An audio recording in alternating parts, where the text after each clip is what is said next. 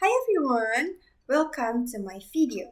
My name is Meisya Eka Anugraini and today I'm reacting to a really interesting YouTube video by Dr. Thomas Mithyman called The Real Secret to Self-Confidence. You've been doing it wrong. It's about how we often misunderstand what confidence really is. So let's jump right in.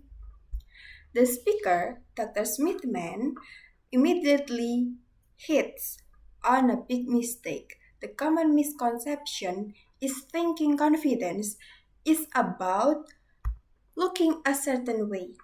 It's about being loud, bold, or trying to project an image. For years, I and probably many of you thought it means to just fake it till you make it. He explained why this faking strategy is so tempting. It's explained by the status signaling model of self-esteem. When we meet someone new, we know nothing about them. If they act confident, like talking loudly, standing tall, and making strong eye contact, we assume they must be competent and have high social status. This effect is so powerful that even people who are not competent but act like they are get treated like they are great. That's why people are attracted to that confidence. But here's the problem. Faking it fails, and it fails for two reasons. First, it fails externally.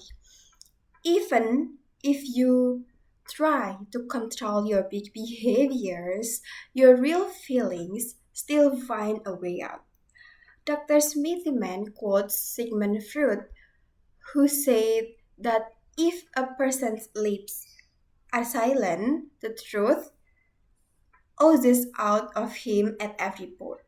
People eventually notice the misalignment. When your actions do not match your inner self, you start to look dishonest or inauthentic. And that pushes people away.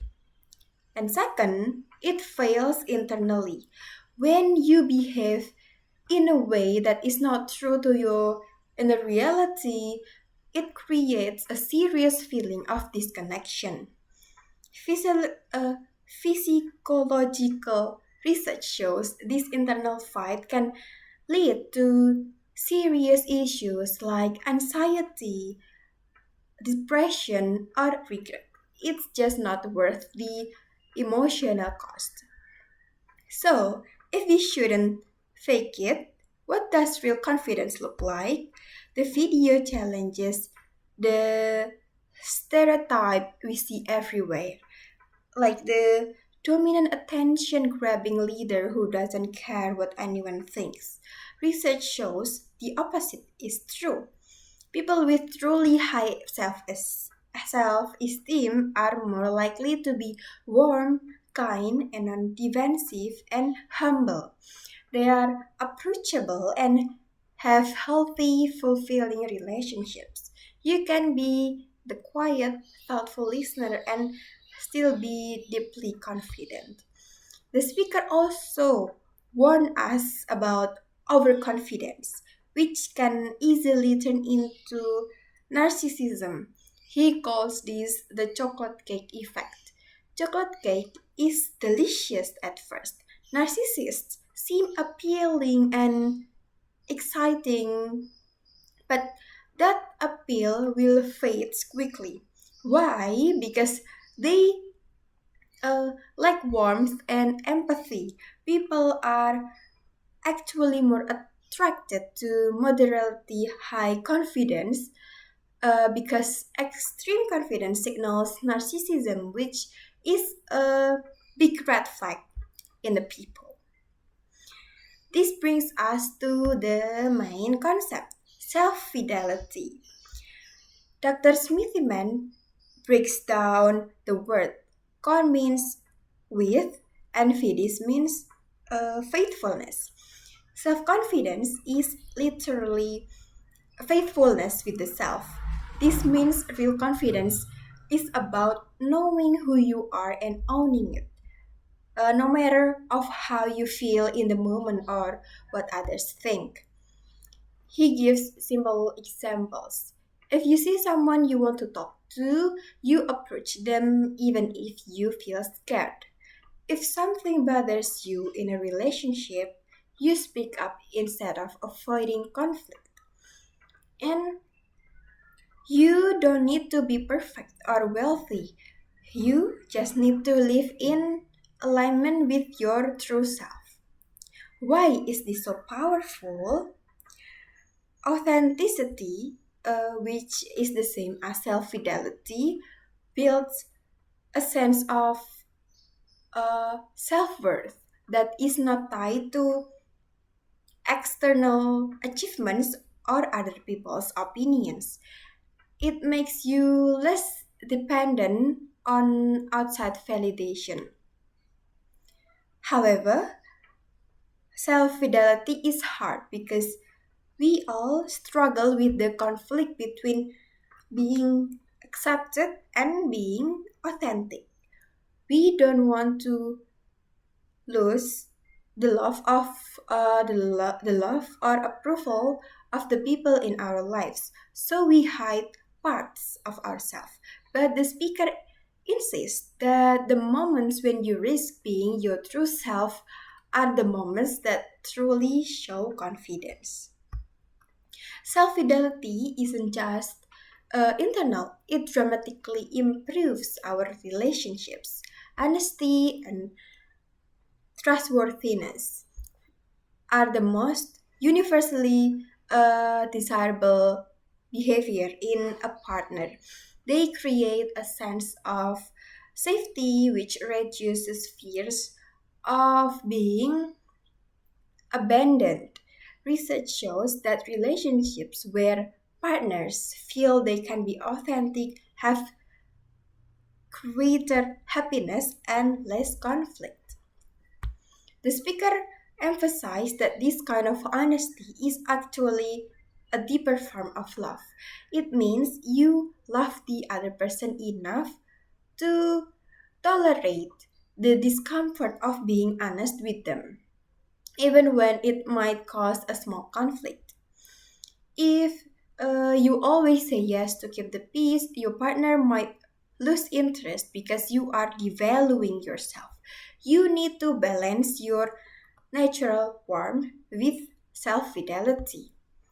Dr. Smithman's personal experience with rejecting month perfectly illustrates this.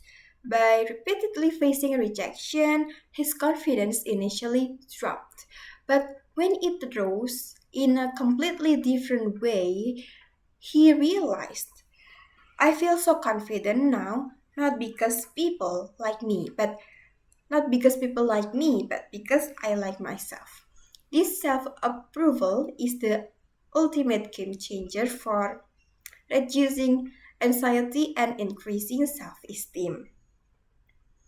He suggests actionable he suggests actionable steps like keeping a self-fidelity diary and practicing behaviors such as agreeing or disagreeing honestly and standing up for your needs and living up to the promises you make to yourself and focusing on your integrity.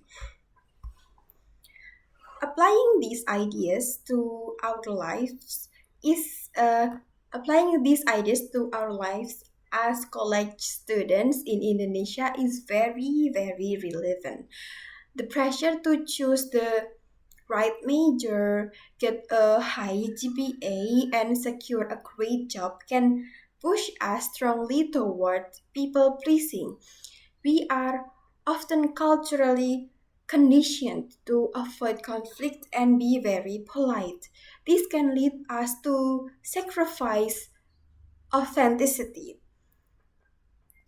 The advice helps us overcome the common fear of failure.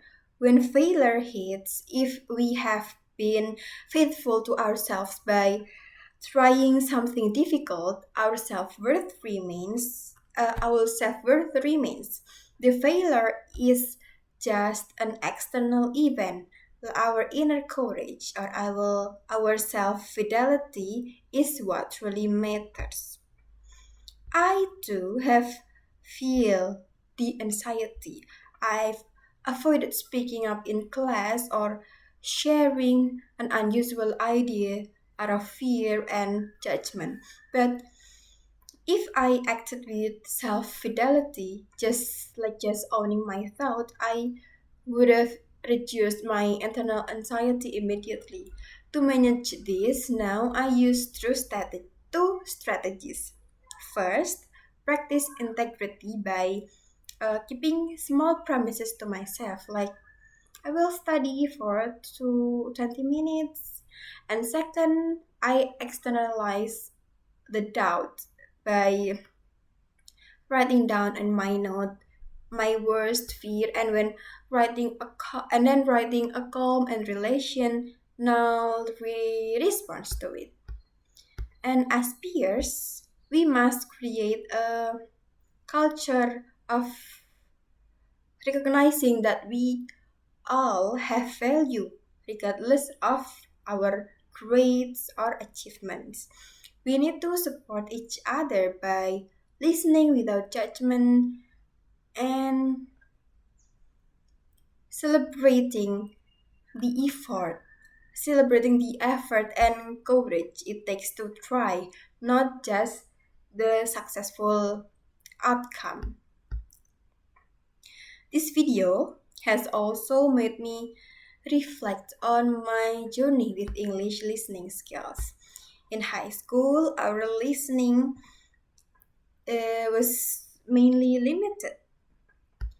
It gave me zero preparation for the speed, varying accents, and complex language I face in university. And my biggest current problems are the speed of speech, where words blend together, and then the vocabulary overload, where a single unknown word makes me lose the entire context. Before this course, I felt scared and nervous, thinking good listening meant perfect transcription. But now I feel much more confident. The greatest improvement is in my mindset. I practice self fidelity by accepting that I will miss words, but I stay true to the goal of catching the main argument and what the speakers intend to. This master's work, especially the practice of summarizing long, complex content, helped me listen for the structure and the purpose of the message. The shift from focusing on every word to focusing on the bigger meaning and bigger picture is what built my new more confident. My goal now is to consistently listen to one English video or podcast per week, like about 10 minutes long, on an academic topic outside my major, and to be able to critically summarize it without a transcript. To achieve this, I need continued authentic materials from my lecturer and challenging materials, and I need my friends to join me in practicing like honest and like constructive English conversations. This course didn't this course didn't just teach me a skill, but it taught me that making mistakes in communication is not a failure, but a necessary act of authenticity.